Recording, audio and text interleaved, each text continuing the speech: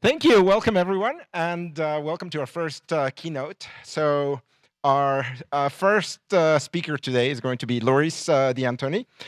He is the Jacobs Faculty Scholar and Associate Professor in the Department of Computer Science and Engineering of the University of California at San Diego. And his research focuses on helping people write code that they can trust. And he has won lots of awards. He has won an NSF Career Award, Microsoft Research Faculty Fellowship, Google and Facebook Faculty Awards, and the Philip R. Creighton and Gary D. Sandford Letters and Sciences Distinguished Faculty Award, and the Maurice and Dorothy Rubinoff Dissertation Award. But we all know him mostly for his great contributions to our field. And so please help me welcome Loris.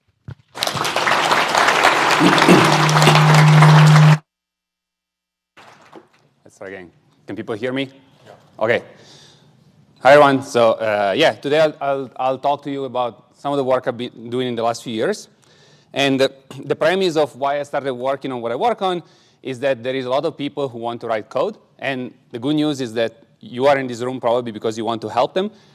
We have now 30 million people paid to write code. And we have actually a lot more that they want to learn how to write code. This is like all data about enrollment in CS classes here in the US, but basically lots and lots of people want to take CS classes. What's more interesting is that lots of people that are not in CS want to take programming classes and they want to learn how to write code. And so there are all these people that want to write code. Can we help them? Well, if you're here, probably the answer is you think is yes. And what can we do about it? Well, we can do a lot of things, but what I've been doing for the last several years is working on this field called program synthesis. And if you don't know what program synthesis is, basically the high-level idea is that people have some intent in mind. They have something that they want to realize. And in this case, for example, they want a program that sorts an array and does not violate array bounds. And synthesis will magically take this intent in some formal form and give you back a program that does the thing. Let's say bubble sort. And after many years, you might have a question you're wondering about, which is, does synthesis work? So I have very good news for you. We have synthesized bubble sort many times. In fact, you can read so many papers that have synthesized bubble sort. So it works. But besides bubble sort, kind of like the new wave of synthesis started around 10 years ago, 12 now, well, I guess 14 if you count the paper, when Sumit Gulwani wrote this paper on using program synthesis to help people fill in spreadsheets. So the idea here is that people gave example of what they wanted to do in a spreadsheet, and this tool automatically came up with a program that matched examples and filled it for you. And this paper was particularly relevant because it kind of started a paradigm shift in how we thought about synthesis. We were like, oh, maybe we don't have to solve these very hard problems like explaining what bubble sort is and whatnot. Maybe we just need to come up with synthesizers that can solve everyday tasks or more simple programming tasks.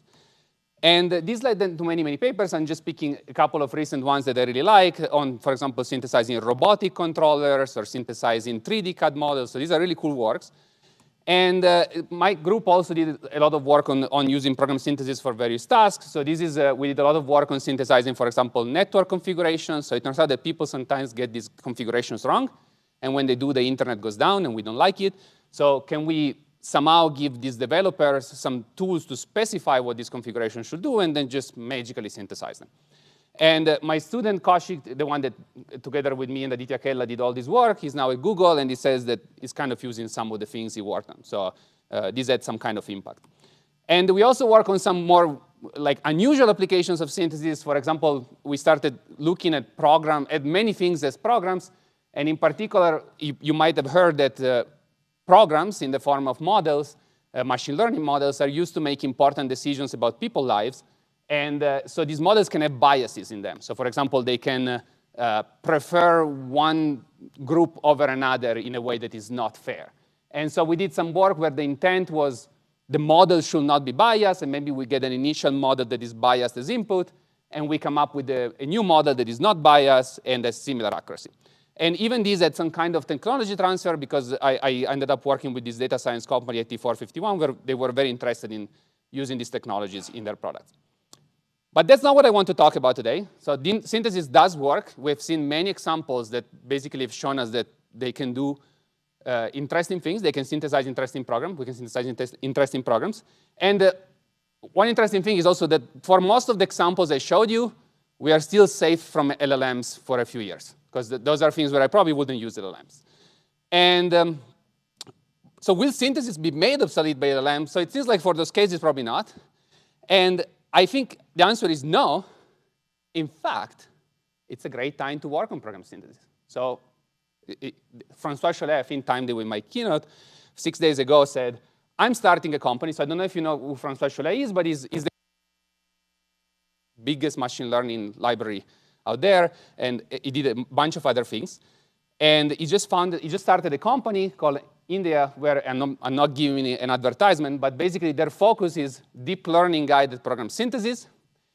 And he says the path to AGI, which is not clear exactly what it is, but is what these people call artificial general intelligence, is not through incremental improvements in existing methods, which is what data-driven methods are doing, but it's something that requires a new paradigm. And the good news is that we know what that paradigm is. It's program synthesis. And so they're hiring people working on program synthesis to shape the future of how we use things like LLMs to generate code. So synthesis is not dead. If anything, is kind of a great time to work on synthesis. And so you might wonder, now that I gave you all this spiel about synthesis sort of working, how does it work? What is the big idea here? So this is this very nice characterization that Sumit Gulwani gave in 2010, where basically you can think of synthesis as having 3 dimensions. In program synthesis, we have the behavioral constraints, which are basically the input that the person gives us, telling us what they want the program to do. Okay, so these can be examples of input-output specifications. They can be assertions, they can be types, and the community has kind of explored many of these possible behavioral constraints. So this is how we express our intent. And then we provide the search space. And this is actually a crucial part of program synthesis. So at the high level, the search space is what programs are you interested in? So this could be network configurations, Excel macros, Python programs. But it's actually a little bit more than that. A lot of the success in program synthesis has revolved around designing search spaces for which synthesis is easier. So that's kind of one of the tricks that we'll learn along the way. And the final thing, which is the most important part, is how do you search for the program? So what is the search strategy that will get you to find a program in the search space that satisfies your behavioral constraints? Okay? So fundamentally, synthesis is search. And there have been many approaches to do this search. Like you can read all your favorite Sigplan papers from the last 10 years, and there is going to be a lot of approaches. And really the challenge that all these approaches solve is figuring out how to guide the search towards the program we want. Okay? So we want to find the program in the search space that satisfies the constraint, and we have to figure out how to get there. And just to show pictorially why this is a hard problem, typically you have a very large search space that has a few programs that work, maybe more than a few, but you're starting from a little corner there, well, from a side, and if you do the naive thing of just exploring the search space systematically, you don't get very far because there are too many programs, okay? And so what synthesis boils down to is avoiding bad programs, okay? So there is going to be a lot of programs that you can easily prove that they're bad, and you just don't want to send your search space there. And the more of these bad programs you can find, and the more of them you can avoid systematically, the farther you will get in your search and hopefully get to the program that does the thing. Okay? So synthesis, as the title of the talk says, is about finding good programs by avoiding bad ones. Okay?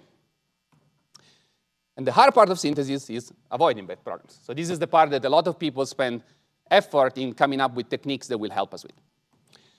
Okay, and how do people do it? So historically, the way this has worked is that you take a synthesis domain, like whether it's network configurations or whatnot, and you design a pruning strategy.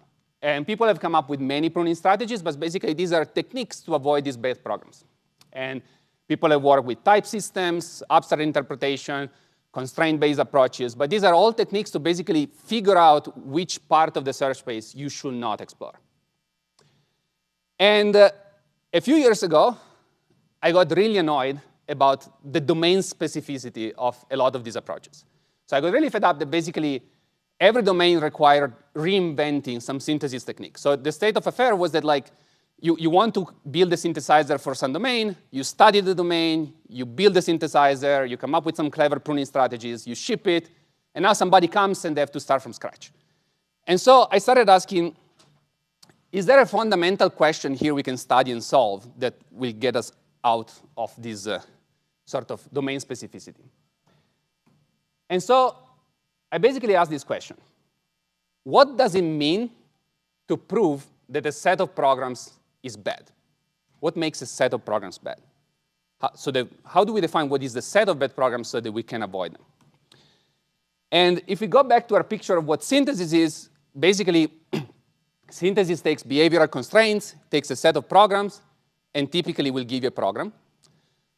But you can also think that in some cases, if your set of programs is all bad, this picture should include a new element, which is basically the ability to prove that all those programs do not satisfy the behavioral constraint. So the key idea of pruning is basically that you want to show that the set of programs is all incorrect, does not do what you want. And this goes by the word of unrealizability, because basically it means that if you're in that smaller search space, you cannot realize a solution. You cannot build a solution. So we want to prove unrealizability. And so today's talk, I'm going to basically take you on a little bit of a journey on the work I've been doing with my group on figuring out what's unrealizability. And we started with kind of like some ad hoc techniques that worked on very small domains. And then we lifted them to more complex domains until eventually we finally understood the problem and we were able to define a sound and relatively complete program logic for unrealizability. And I will also tell you how unrealizability is the key to getting PL to help with LLMs. OK, let's start our journey. So this is an important subtitle here. So I'm going to talk about our work on understanding unrealizability. And specifically, there is these subtitles, which is, or alternatively, our work on verifying infinitely many programs at once. Because basically, what we're trying to do is to prove that all those programs satisfy some property. In this case, they're all wrong. So let me just fully connect the dots here on why unrealizability is sort of the key to understand, to make synthesis work. And so the idea here is that when you do program search in synthesis, you encounter pieces of programs that look like the one on the left. So basically, you're building pieces of programs, and you haven't finished the red part. So that part, you're still working on it. And you have a behavioral constraint you're trying to satisfy. And basically, unrealizability tells you, hey, if any program you can build in that red zone will not get you something that satisfies the behavioral constraint, you can throw away all the programs that have that structure. OK, you can just throw them all away. And so that's pruning. And interestingly, we came across unrealizability from a different angle. The reason we started working on it was that we were trying to help people synthesize best programs. And in particular, imagine this setting where you have a search space of programs and the specification, and you found the program, the one with the star, that you claim is the best one. According to some metric, it's the best program in the search space. So what you can do is that you can define a new search space of programs that are better than that one. So you can define a new space that says it only accepts programs that are, by that metric, better than the one you already found. And that's what got us to work on unrealizability, because if this new problem you have defined is unrealizable, it means that that star was the best solution you could have found. So anyway, it seems like it's a powerful primitive we should understand, so let's understand it. So what is the problem definition? I have a behavioral constraint. So I have, in this case, some formula I want to satisfy. So this is kind of the hello world of program synthesis that you find in many papers. This is basically a weird logical way to define the max of two numbers. This is saying I want a program that takes as input x and y and returns always either x or y, and always returns something that is greater or equal than both. And you're given then a search space, which for the sake of this talk would be a grammar, a regular tree grammar of terms. And you want to prove that for every program in the search space, so for every program derivable from the initial non-terminal, there exists an input that falsifies the specification. OK? And here, you can convince yourself pretty quickly that no program in that grammar computes the max of two numbers. Okay? Okay, why is this hard? So there are two reasons why we had to spend a lot of time working on this. The reason number one is that the grammar will likely contain infinitely many programs. So you can't just take them all, verify them separately, and be done. Or prove separately that they're all wrong. So that's problem number one. Problem number two, which is the most interesting aspect here, and that's kind of what led us to many false starts and eventually to understanding the problem, is that for all these programs in the grammar, they might be wrong on different inputs. So not only there are infinitely many programs, they might all be wrong on infinitely different inputs. So basically, you can't just find the test case and say, oh, they're all wrong on this test case.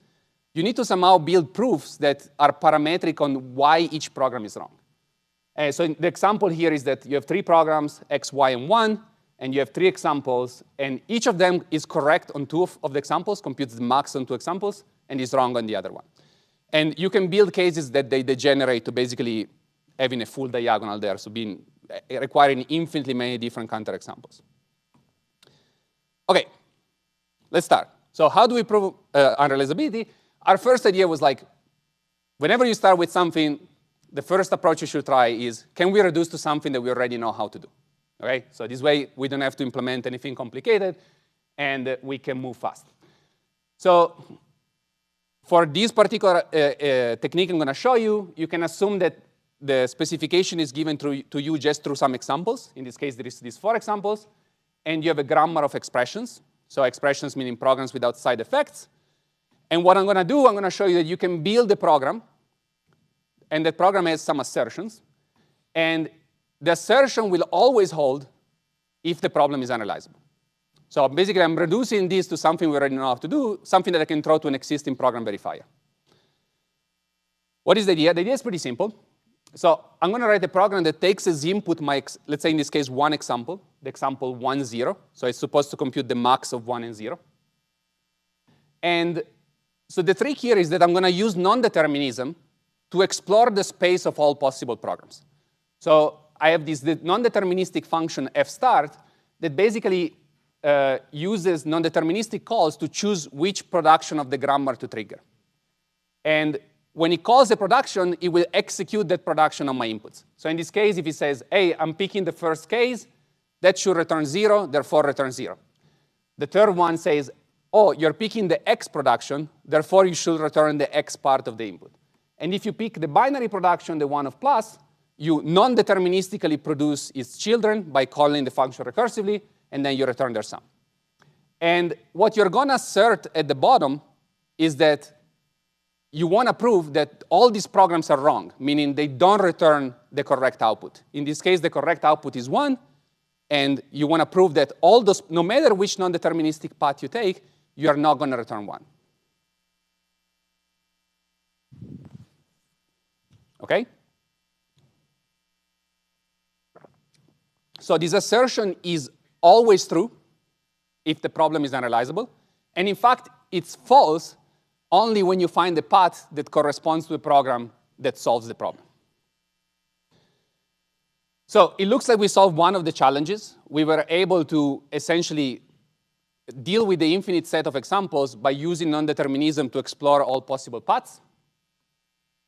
But I haven't told you what to do if you have, in this case, I'm assuming that that particular input falsifies the specification for all programs. And that's, in general, I told you that's not the case. So we can try to do the naive thing here, which is I'm going to call my program on one input, and then I'm going to call it again on another input example. And this is not quite right, because I'm going to get that the two assertion 1 will fail if some program is right on the first example, and the other assertion will fail if some program is right on the second example. But what I want is that I want one assertion that fails when the programs are, the assertion will fail if some program is right on both the examples. Okay? So I don't care about just being right on one. Basically, I want the assertion to be true if every program is wrong on at least one of the examples, not on both. And so the idea here is a pretty small modification, but basically, you need to run your non-deterministically generated programs on all the examples at once. you need to make sure basically that you execute your inputs on the same program. And so the idea here is that instead of taking just one example, you will take both and just execute them in parallel. OK. And so this was our first solution and kind of got us to understand a couple of key principles. And in particular, it got us to understand this key principle that you needed to run the examples at once on each input. You cannot run them separately. And we were able to prove a few things automatically. So basically, we built a tool that encoded the problem as a reachability problem, called a reachability solver. And we were able to prove that you cannot compute the max using without if-then else's, or you cannot compute the XOR if you only have and or, and a couple of other cute things. But then at this point, OK, we did the low-hanging fruit of trying a verifier. Can we come up with something that just solves the problem we are solving, which is unrealizability? Like, can we avoid using a closed box tool? And this led to the second work. And this brought us to a better understanding of what was going on. So let's say you have this very simple grammar. So here you have a grammar that generates basically x plus x plus x plus x a number of times plus 1. So if you look at it semantically, the programs in this grammar look like 1, 2x plus 1, 4x plus 1, and so on. And let's say I want to show that there is no program that has this behavior. Basically, I want to show that no program in this grammar on input 1 returns 5 and on input 2 returns 6. So one way I can think about it is that I can try to describe the input-output, the set of outputs that programs in this grammar can produce. So in this case, I can introduce this new relation E of 1, 2, a function really, E of 1, 2, that returns the set of all possible pairs of outputs I can produce. So in this case, it will be 1, 1, 3, 5, 5, 9. And then the idea is that if I can build a representation of that relation and show that the output 5, 6, the one I want, is not in there, then the problem is unrealizable. So if I can prove that none of the outputs is the right one, I'm done. And so what is the idea for proving this? Well, the idea was to build an invariant about this set. So in particular, an over-approximation of this set that we could prove was an over-approximation. So in this case, I'm going to show you kind of one way to do it. But the idea is that we can use an abstraction to say, well, it's hard to build exactly that set. But it's pretty easy to convince yourself that it always produces a pair of odd numbers. So I can use an abstract element there, odd, odd, to say that I can over-approximate this big set as just being pairs of odd numbers. It's not exact, but it's enough to prove that our output 5, 6 is not a possible one. Because 5, 6 is odd even, and is not an element of odd, odd. And how do you do that? Well, the good news of working with my colleague, Tom Reps, is that he knows all the papers from when I was 5 years old. And so he told me, I think this feels like grammar flow analysis. And so we started looking at this technique called grammar flow analysis, which is basically data flow analysis, but over grammars. And the idea here is that you can write a set of equations over your abstract domain that basically mimics what the grammar will do. So in this case, it says that the set of elements I can produce from 1, 2 is the abstract interpretation of x, which in this case is 1, 2, is my two inputs. Again, plus 1, 2, plus what I'm trying to solve for, join the abstract interpretation of 1, which is that 1. And some of them are constants, so we can solve for them. We can turn them into odd, even, odd, even, odd, odd. And now all we have to do is to solve for the unknown. And any solution for the unknown, which is this E sharp 1, 2, it's an invariant about this search space. So once we can solve that, in this case, odd, odd is a solution. And once you plug it in, it's trivial to see it's a solution because everything cancels out. You're done. And then the last thing is to just show that it doesn't contain your output. And so this was cool. And so we built a tool based on this that was faster than the original one. But what was really cool is that actually with this technique, we could actually describe the problem exactly. And we were able to prove that some fragments of unrealizability are actually decidable. In particular, for linear integer arithmetic, and if you only have expressions, you can show that you can come up with an algorithm for solving this. So this was great. But basically, we were only working still with expressions. OK, so expressions are great. But sometimes you also want to write actual code. You want to write programs. And so here comes this student, Jinwoo Kim, who joined my lab as a PhD student. And he came to me when he started. This was like on day one. I was like, I want to design an approach for proving unrealizability that can be applied to every synthesis problem. And by now, we've been working for 2 years on figuring out expressions. So I told him, OK, that sounds cool, but it's probably very hard. To which he rightfully replied, I don't care. OK, let's work on this problem.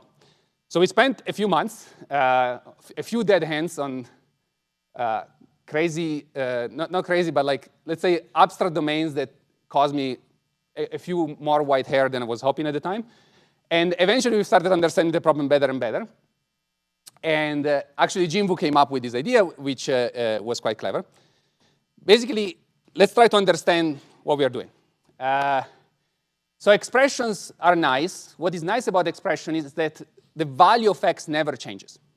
So when you write these equations, you can assume that basically the interpretation of x is always 1, 2. You don't need any context. And when you work with, let's say, imperative programs or your favorite stateful programs or effectful programs, this is not true. And in particular, let's say you want to try to show that, so that grammar describes programs that will compute basically powers of 2. Assuming you get as input 1, this produces 1, 2, 4, because every time you double. And so if you try to use grammar flow analysis, the technique I just showed you, to describe the set of possible outputs, you will get stuck. Because you're going to say, what are the outputs that I can produce on x equal 1? Well, I can do 1 plus 1, but now x has changed. So I need to know the value on x equal 2. Because basically, there has been an update, x equals x plus x. So now I need to solve for x equal 2. OK, so let's solve for 2. But now you need to solve for 4. And you get where this is going. So this doesn't work. You cannot describe what imperative programs do in this way. And so the solution was that, of course, I mean, in hindsight, it's pretty obvious, is that you need to talk not just about the outputs and the inputs separately, but you need to capture their relation. So you need to capture which output correspond to which input.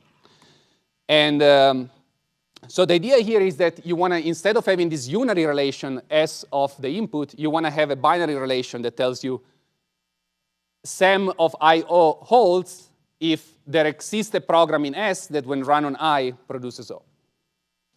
And how do you define this relation? And this was kind of the key clever part that Jinwoo figured out. Is like, well, you can describe it using semantics, but how do you do that in a way that makes logical sense?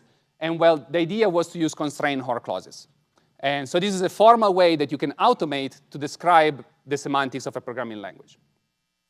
And so here, this rule will say, oh, if you're trying to describe the x plus x example, you will say, well, C1 can produce, on C1 I can produce C3 if C2 is equal to C1 plus C1, and running some program in S on C2 produces C3.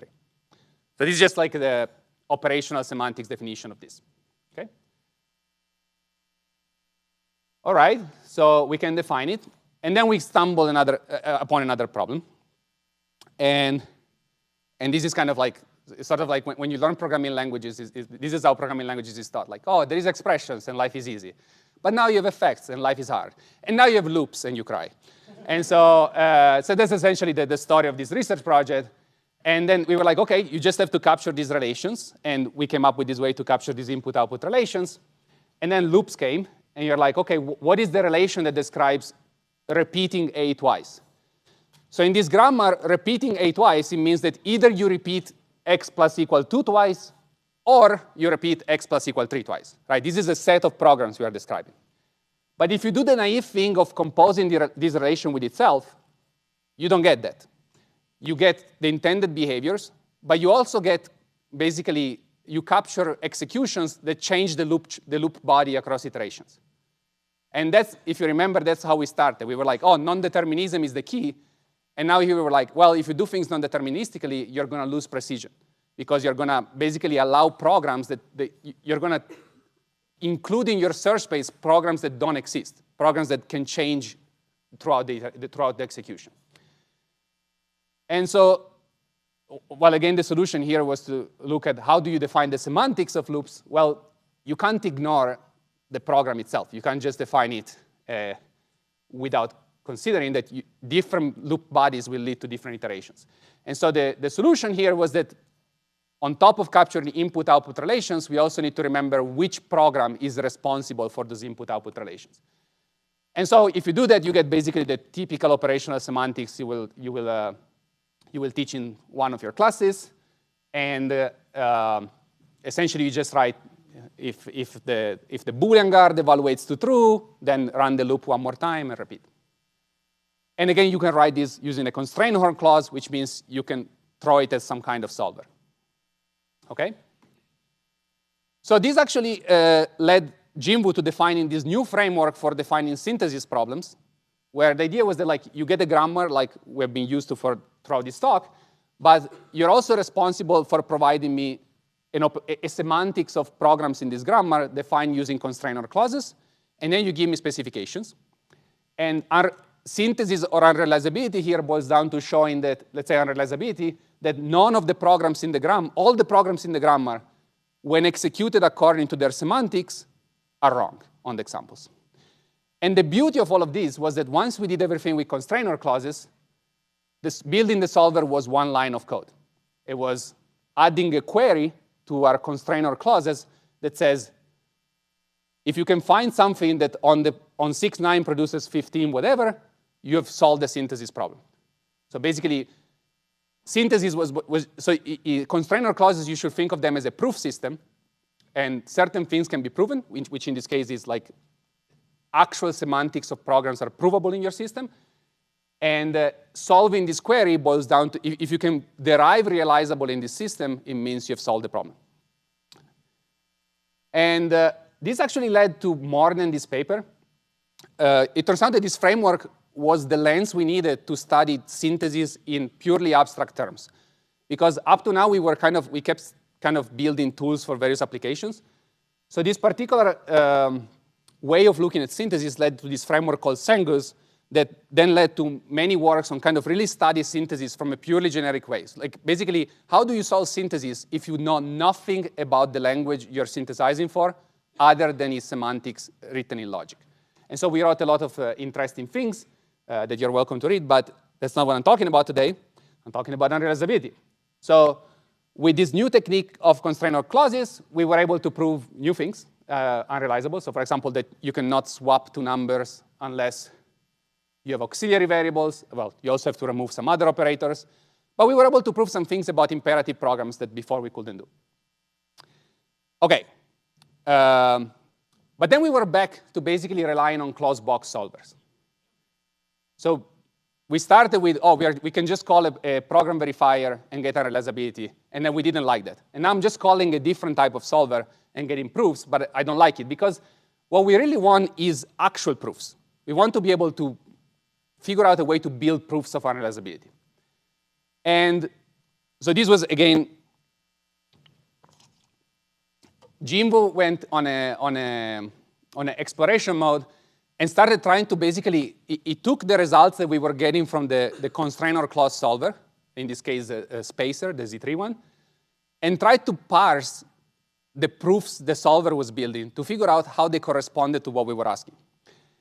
And he somehow decoded in one case that the solver had proven that this particular problem was unrealizable as follows. So you don't need to understand this problem. It's kind of saying you cannot compute the XOR of two variables in this grammar, because you only have AND and OR. But the solver came back and says, no matter what term you give me, and no matter what term you give me, when you run this term on these two inputs, you cannot set the third bit to 1. And in this particular example, the third bit was, no, you set the third bit to 1. But we needed it to be 0. And so we're like, so how did he build the proof? So the way he built the proof, it was by building an invariant about all the programs in the search space. So this invariant is not quantified just over the input-output. It's quantified over T. T is all the programs derivable from S. And that was the eureka moment. At the point we realized, this is what unrealizability is. We need to build invariants about sets of programs. Not invariants about one program or about program execution, but is invariants that are true for sets of programs. So the induction principle for unrealizability is by doing induction over sets of programs. And that was the thing that kind of made us realize that we were doing something wrong, but then led us to finally really understanding the problem and to kind of the grand finale of unrealizability, which was like we came up with the program logic for expressing these proofs. So in the same way Hoare logic gives you proofs that you can inspect visually and mechanically that a program does something, this new logic we came up with called unrealizability logic allows you to inspect proofs of unrealizability. And actually, it's a bad name. You can use it for things other than unrealizability, but we cannot rename it. You can ask for an errata about a POPL paper, but not for the title.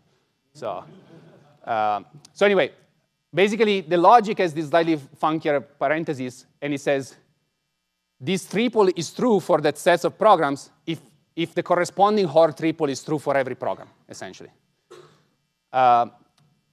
OK, so I gave you the definition. You can probably see you can use this logic to prove unrealizability because you can just say, no matter what the input is, the output is not the one I want. You can write a triple like that. But how do we write proofs? And so the idea, as I said, was to have invariants about sets of programs. So in the logic, you can have these triples on non-terminals in the grammar. So basically, you can say, for anything derivable in this grammar E, if x and, let's say in this case, an invariant is that if x and y are both even or both odd, the output is the same. So if x and y are even, the output is also even.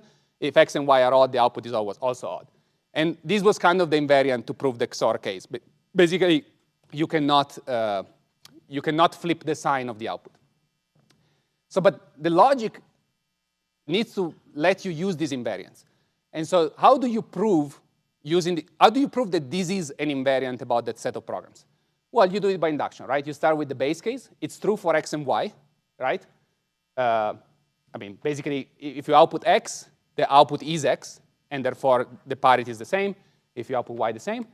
And for the other cases, you proceed by induction. So assuming that this invariant is true for the two e's, for the two expressions, can I prove that it's true for the composed expression? So assuming it's true for E, can I prove that it's true for E and E? And you can convince yourself that that's true, but you don't need to convince yourself because we have a logic that shows you how to do it. Basically, in our logic, you can build these derivation trees where you introduce invariants into this context, and then you can apply them as induction hypotheses when you get to the leaves of the tree, and you can use them to basically build your proofs. So here, really, the key intuition here was that you can load these induction hypotheses about the search space, and when you get to need in the induction, you can apply it. In this case, when you get to E and E, now you assuming it's true for E, you can apply to prove E and E. And once we had this type of treatment, we could finally build solvers that kind of acted like normal program verifiers, where essentially you can create verification conditions and frame the problem of synthesizing these invariants as a synthesis problem, and then you can generate proofs of unrealizability. So of course, proving unrealizability boils down to synthesizing something. So it's synthesis all the way down. And then actually, Shan and Jinwoo, the two students working on this, once you have a logic, you can start asking even more interesting questions, which is what makes the logic sound and relatively complete. And in particular, we have this upcoming paper where you actually need to change the semantics of your programs. You need to change the semantics of programs and the corresponding triple if you want to get a relatively complete logic. Like traditional program semantics doesn't work. Because if you remember, you need to capture how different programs produce input-output relations. So there is an upcoming work. But basically, the more information you track, the more you can prove until you actually don't need the syntax of programs. You just need the semantic relations. But yeah, it gets pretty complicated. But I don't want to talk about this. So what are the challenges in automating these logics? That's kind of where we are at now. It turns out that I kind of made it look like Hoare logic, but I hid a lot of details. And in particular, some proofs here require abstract domains that we don't have yet. in particular domains for reasoning about sets of programs, so domains over abstract data types, over terms. And we need good solver for infinite arrays. I didn't show you here, but in this logic, you can build proofs that require reasoning about how each program treats infinitely many possible inputs. And the way you do that, one way to do that is with infinite arrays. And we haven't figured out how to go beyond traditional imperative programs, like, non-procedural programs. So some of you might have noticed that the trick I did with invariants is quite similar to how you do OR logic for recursive programs. But now I already used that trick. So now if I also have to do recursion, you have to do two things, and we are not quite sure what that is. OK, so I started with this. Millions of people want to write code that meets their intent. Can we help them? And I gave you a very interesting talk, in my opinion, about verifying sets of programs. But I haven't really quite delivered on this, right? I haven't helped millions of people. In fact, I probably helped mostly tens at tops with this particular talk. We don't work that this helps some people. But OK, so basically, where synthesis sits, regardless of what I just talked to you about, is up there. So we have beautiful correctness guarantees.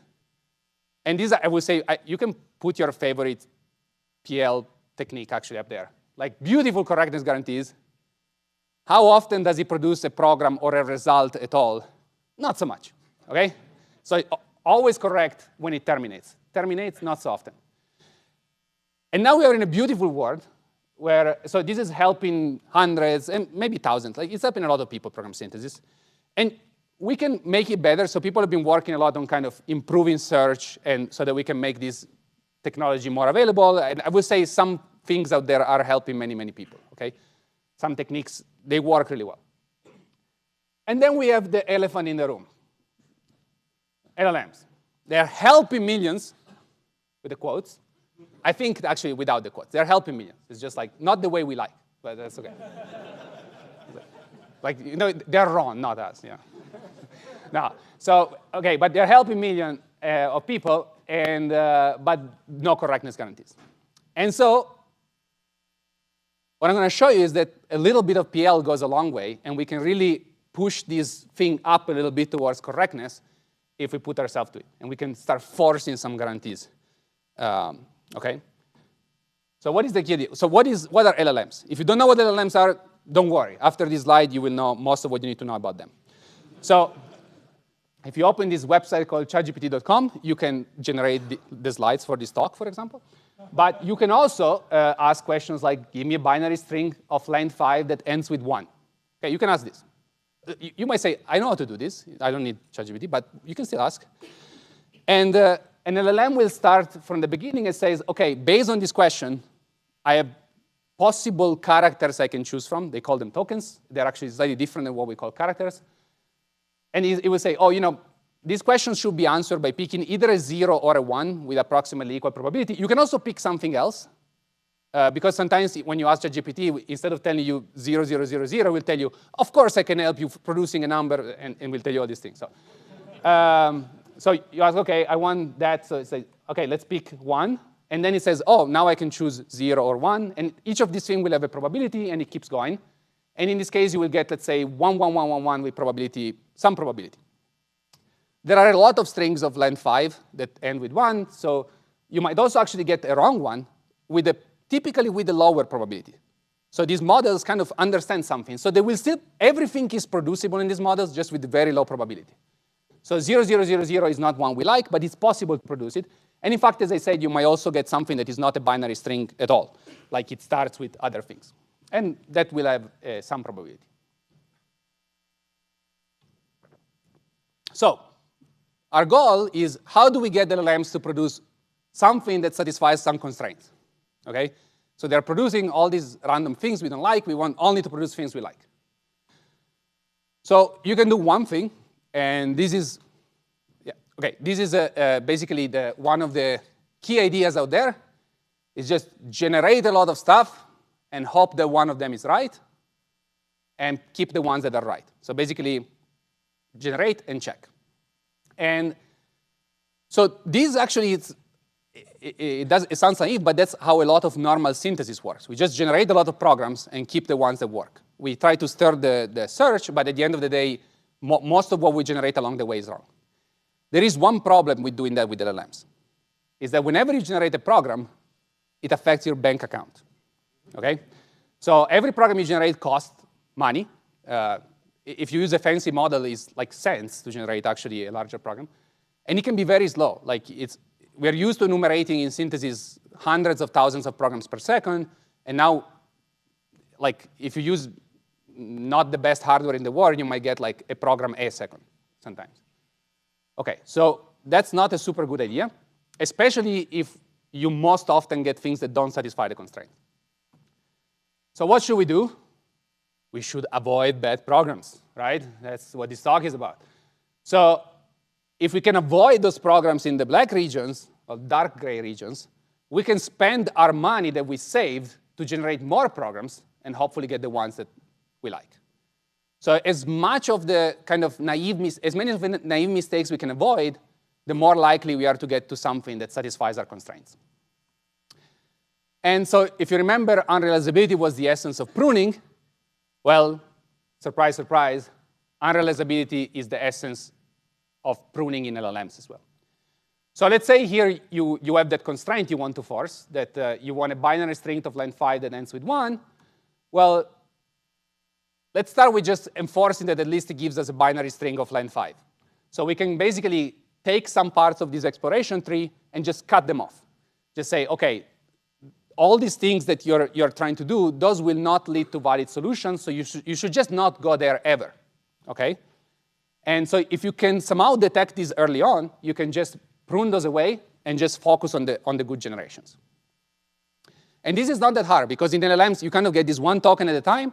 If you know that the token is not going to get you to the right answer, just throw it away. Okay?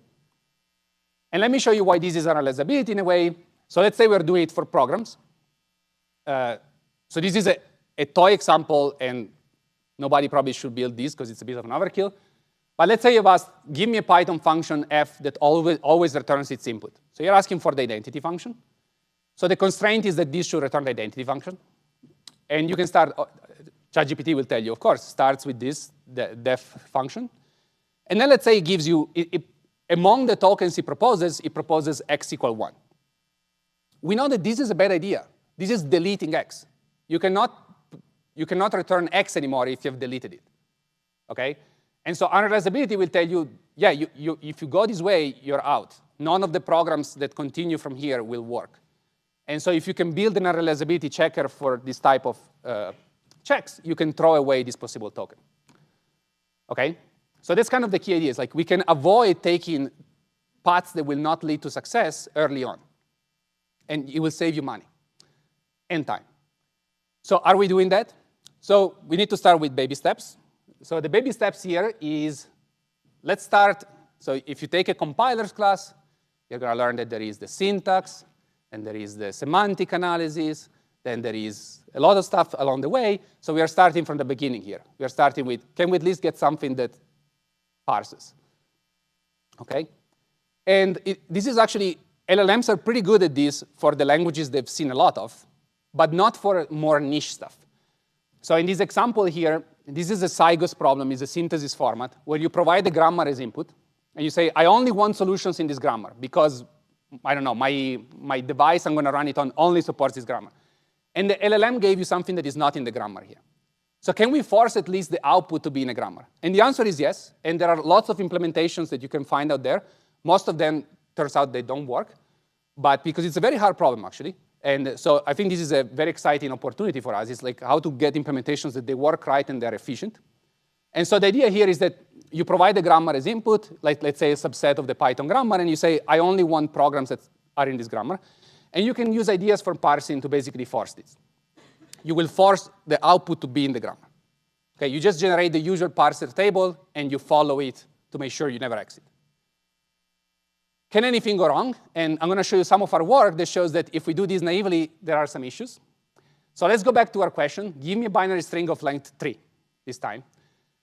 Let's say the LLM is perfect. It has figured out the perfect distribution here. It will give us every binary string of length 3 with probability equal. Okay, with probability 1/8, it will give us all of those. And what can happen is that maybe because of some other constraints, we're going to add an extra constraint that throws away some parts of the space. So what can happen when you do that with the techniques I just described, this idea that whenever you find a bad path, you avoid it, is that you will see here, it's kind of subtle, but you will see that, this is kind of important, these probabilities have changed now. Because now there isn't two choices here anymore. There is only one. So you're going to take 0 with probability 1. And so if you do that, what happened is that you made the LLM not smart anymore. Because now, it will produce that one string 100 half of the times. It's the only string on that side. But when taking this first decision, that 0 or 1 should be taken with probability 0.5, the LLM doesn't know that you have put some stopper here at the bottom. Okay? And so the way to recover from that in our work is that when you do your constraining, you should also learn how much probability you've taken away from the LLM by doing the constraint, and redistribute that probability up the tree. And so we built a decoding technique. You can go and find it that basically will fix this for you and give you the right probabilities. And this is a simple Cygos example, but basically the black line is the actual probability distribution you want to have, which is basically the conditional distribution of the LLM given the constraint. And our technique converges to that. It gives you the right samples versus naive constraint decoding doesn't recover. OK, so what's next? So I'm going to wrap up real quick. Basically, I've showed you, I got into this journey of studying what makes a set of programs bad. And we studied sort of a lot of that and came up with some techniques. And then I showed you the same key principle. Once you take this fundamental principle, it applies also to LLMs and new things that come along. It's kind of like teaching a new dog all the tricks here. I guess that's the analogy. But the point is that basically strong foundations transcend trends. If you study fundamental problem like parsers, they lead to this grammar constraint decoding. Unrealizability and static analysis are going to be the way to force LLM to basically follow rules. And again, it's time for a new paradigm. And the good news is that we know what it is. It's program synthesis. So I'm not the only one saying this. Also, I think this person has a few extra zeros than my bank account. So I think you should trust him. OK, so synthesis is search. And how do we guide it? And basically, it's about guiding search towards the program we want. So I asked ChatGPT to generate an aphorism about my talk. And he says, LLMs inspire the journey, but programming languages techniques secure the arrival. So if you don't trust me and François Cholet, at least trust ChatGPT. OK, and programming languages will play a strong role here. So grammars are sort of, as I say, is the baby step, is step 0. Now we need to go all the way to your favorite type system or your favorite static analysis and tell LLM they should only produce stuff that passes them. And this sampling issue I described very briefly that we get to the wrong distribution, this is a PL problem. It's an algorithmic problem. To do this research, you don't need to understand anything about machine learning. OK, a little bit. But most of it is just like, it's a new way of producing programs where programs come to you one piece at a time. And what is the best analysis you can do when a language is written that way? And we know a little bit how to do it from things like autocomplete. But now it really just comes from the left. Like we don't have much context. So lots of applications, I think, in probabilistic programming, automata theory. And my colleague Nadia Polikarpova gave a keynote at PLDI, last PLDI. We also need to accept that people need to use this stuff. So this is an HCI plus PL problem. So we need to figure out, nobody's going to give us specifications written in logic in this new world. So we need to kind of trick them into do it. And so we are doing some work on kind of synthesizing the specifications for them and then giving them in a friendly way. And also, how do we communicate possible program choices? And the last thing, maybe there is a space for designing new programming languages for which this is easy. So maybe we can just change our languages so that we make them friendly for this type of analysis. So I'm going to thank a few people. So the first person I want to thank is Mariangela Dezzani. She was my undergraduate advisor, and she's the reason basically why I'm here today. She picked me up many years ago, and she introduced me to research. She was when I was invited by Armando to give the keynote, the first thing I did was emailing my Angela to thank her. So yeah, you know, if for the faculty in the room, try to be the door to research to as many random first-gen students like me. And I want to thank Rajiv. So this is the story of how my PhD started. So Rajiv told me, I just got a lot of money to work on synthesis. And I was like, no, I don't want to work on synthesis. I want to work on automata. And then I graduated, and I started working on synthesis for 10 years. So sorry, Rajiv, but hopefully this makes it up. And then the people who actually do the work and the ones who paid for it, thank you. Okay, that's it. Thank you.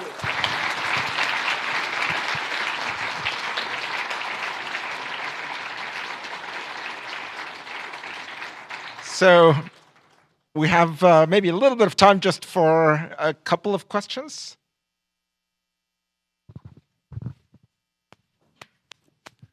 Thank you for the journey. This is Tom Ball from Microsoft Research. So it seemed to me if you took the specification for synthesizing a program, there exists a program, blah, blah, blah, for that such for all inputs, and you negated that, you would quickly find that you have to search over all infinite programs. It was a long way to get to that. You see what I mean? I mean, if you started with the spec, you would realize just another, right? I'm gonna try to. I'm gonna try to understand. So the point is like, yeah, we're just negating the definition of synthesis. But the question, it wasn't like, yeah, of course you need to find infinitely many programs. The question is like, how do I build a machine checkable proof that all those programs have this bad property? Okay. So just the theoretical problem was clear from from Manna 1980. Right. But it's like the practical question was a little bit harder. It. Okay. The other thing is Michal Moskal has been working on a framework, very efficient, state of the art for doing constrained decoding for grammars, and anything else you can write in WASM or Python. So there's a lot of work for efficiently doing constrained decoding for grammars that you can just build on today. Yeah. And all open source. Yeah.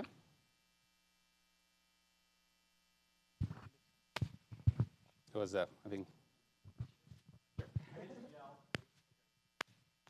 It's like hi. So wonderful talk. Really learned a lot.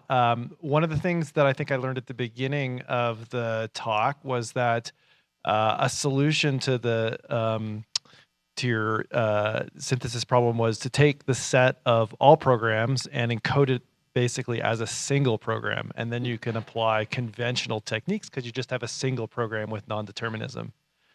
But then at the end of the talk, you sort of discarded that idea and looked at a Hoare logic for sets of programs. And so I'm just kind of curious, and you probably explained this in the talk, but can you take that idea from the beginning of the talk and take that set of programs and transform it into a single program and then do conventional search for invariants over that single program?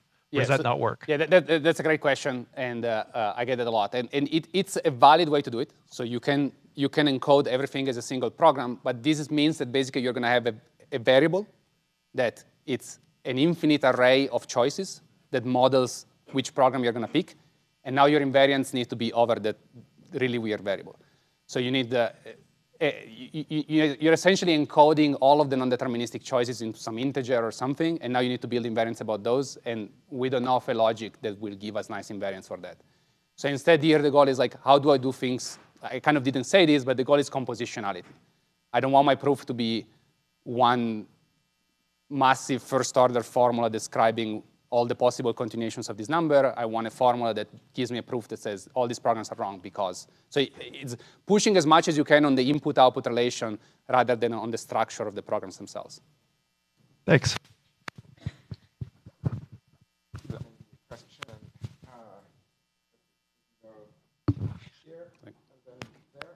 Yeah. Next time you pick the seat, think first of the talk. So I asked ChatGPT, write an OCaml program that concatenated two lists. I got it right. Okay. I asked to my class, half were N2 and N square instead of N. Then I asked GPT, give me a proof. It was correct, a bit long. I asked to my class, half of the proof were wrong. So the trick is that ChatGPT incorporate the knowledge about program that you can find anywhere on ChatGPT, in books, and in your synthesis by grammars and so on, you have no way to incorporate this. Correct. That's why I think we need to constrain it from the outside. So that's a great point. So the question is, these LLMs are very good. No, it's not on LLM. I say LLM incorporate this, but in your method by grammar generation, you don't. I do, because the point is that I want to basically follow I want to still use the wisdom of the LLM, but I just want to cut off things that I know for sure are wrong. And so the idea here is that, like, so in the specific, I think there is a point that there are things that LLMs are very good at, and there are the things that they've seen a lot of data for. And we also need to make them good at things that they haven't seen much of. And so this is one possible way to do it. And for your question is, like, am I basically forcing the LLM to do things it's not good at? This last thing I described, where we want to recover the right distribution, that's exactly what that is doing. I'm like, I want to force a constraint, but I don't want now the search to be biased towards my view of the problem. I still want the LLM to be good at things. I just want to remove the obviously wrong things. Okay, thank you.